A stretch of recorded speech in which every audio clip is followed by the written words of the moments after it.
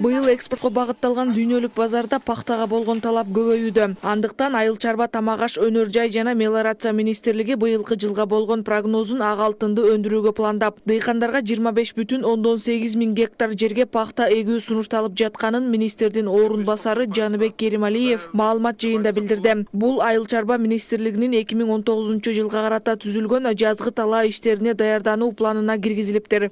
Дүйнөлүк базарларда жана пахтанын буласы көбөйө баштады, баасы. Ошол боюнча дагы ошо пахтага дагы көңүл буруп атабыз. Бул пахтаны 2,10 миң гектарга көбөйтүп, 25,8 миң гектарга эгүү сунушталууда азыркы учурда. Министр Нурбек Мурашев өзү бул маалымат жыйынга келбей, анын ордуна экспорт-импорт боюнча коңшу Ташкентке сүйлөшүүгө кеткени белгилүү болду. Мындан улам Айыл чарба министрлигинин былтыркы планы эске түшөт. Анда дагы министр Нурбек Мурашев дыйкандарга картошка эгүүнү сунуштап, түшүм коңшу Өзбекстанга экспорттоолорун ишендирген болчу. Бирок Мурашевдин сөзү оңдон чыкпай. Өзбекстан картошканы башка жактан сатып алууну чечкен. Натыйжада дыйкандардын мээнети талаага кеткен болчу. Эми Айыл чарба министри дыйкандарга быйыл ак алтынды эгүүнү сунуштап, соода саттыкта жолго таштап кеткен Ташкент менен кайра эле экспорт-импорт маселесин сүйлөшүүдө. Азыркы тапта биз 5 сомдон саттык. Эмне деген картошка калды. 2 гектар сепкенбиз. Расходко эле 2 гектарга расходко жаздан күзгө чейин 200 миң кирип кетти. Сатканда 50 тонна саттык.